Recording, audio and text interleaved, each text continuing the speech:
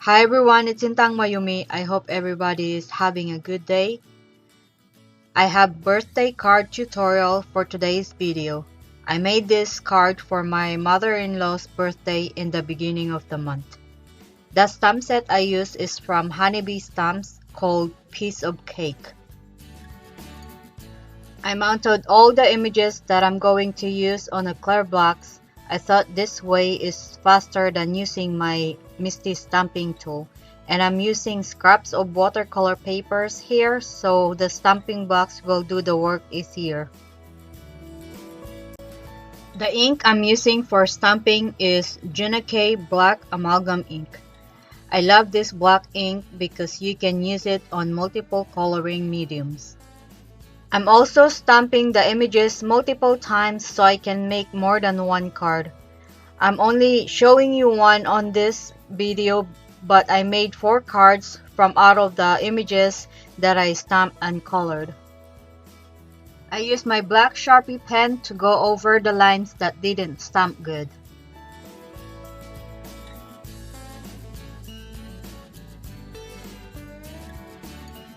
As always, I use my Daniel Smith watercolors to color the images. I colored the cake stand color blue because my mother-in-law collects blue dishes, so I thought this would be a good color for my cake stand.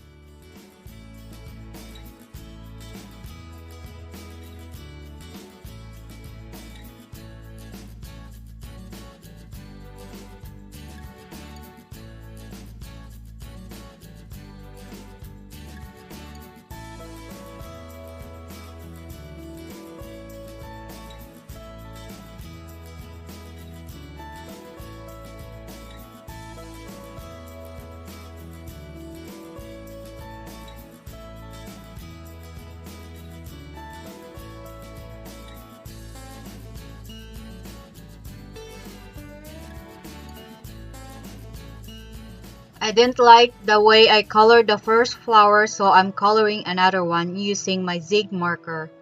The color I use is deep violet, and I think that's much better than the first flower I colored.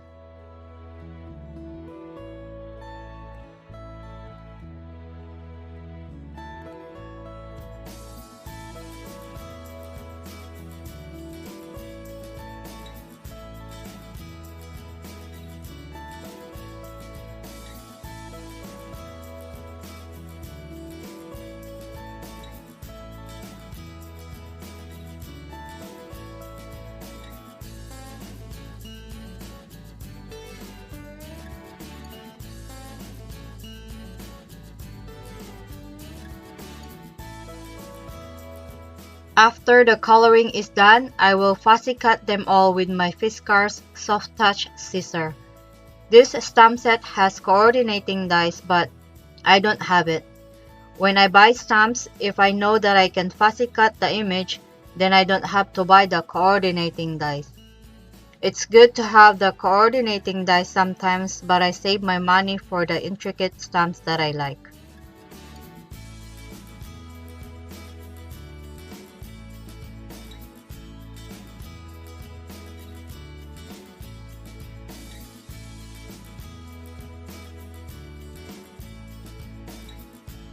I will die cut a rectangle, and I'm using 2 dies here to die cut a frame for my shaker window.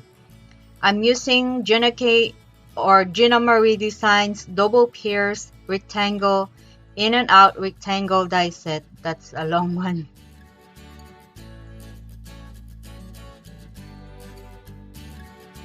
I will do some smooshing ink technique on the inner part of the die cut and the frame.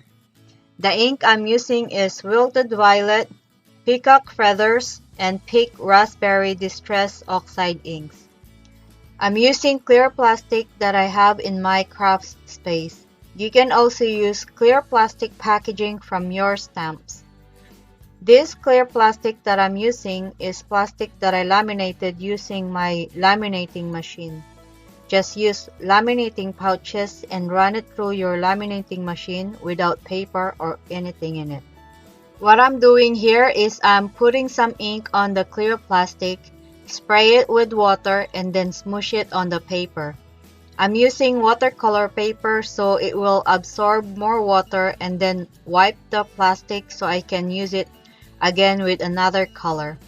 You can also mix your colors on the clear plastic and smoosh it on the paper, but I do one color at a time so I don't get my colors look muddy. And I'm drying the colors in between before I smoosh another color on the paper.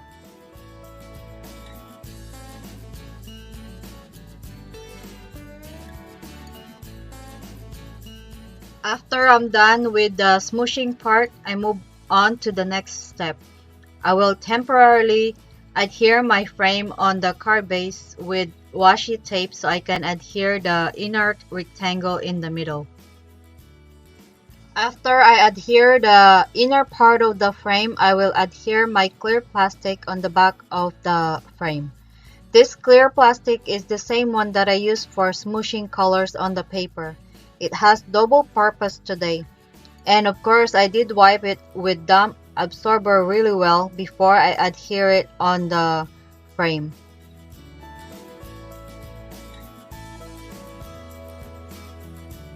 While the frame is drying, I'm going to stamp a sentiment inside the tag with black ink. And then I'm going to cut the excess plastic that are hanging out of the frame with my scissor. And then add foam tape all over the back of the frame, and I also double up my foam tape so the sequins are going to shake freely inside.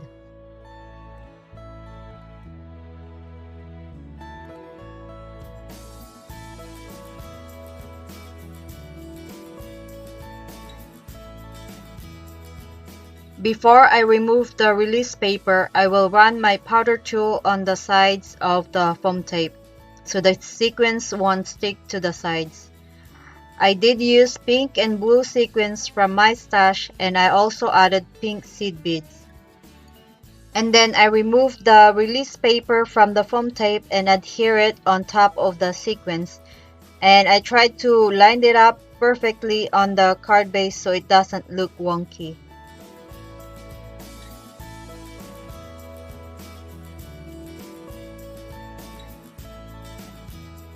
I used blue twine from my stash, and I think this twine is from Doodlebug Christmas set that I have. I will use the twine to tie the tag on the cake stand and then just create a bow using the twine. And then I'll cut the excess twine using my scissor.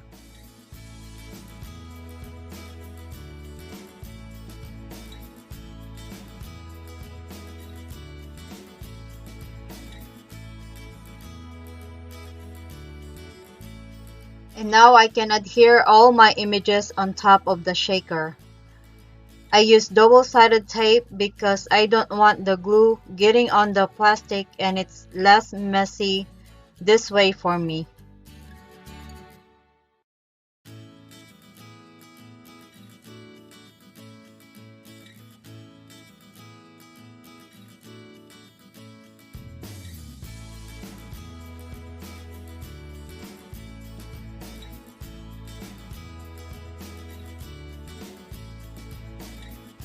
For the inside of the card, I use my Daniel Smith Imperial Purple to color the paper, and as you can see, I tried ink blending, but that one didn't work for me. And then I dried this one with my heat tool before I will die cut it. I'm going to die cut number 63 using Momenta number dies. My mother-in-law turned 63 this year, and I want the card to be personalized, so I added her age. And then I also use Waffle Flower Sketchy Alpha stamp set. I stamp Happy on the upper part with VersaFine Onyx Black ink, and then add the numbers in the middle. Stamp RD next to the numbers, and then birthday under the numbers. And lastly, I added shimmer on the images using my Spectrum Noir Sparkle pen.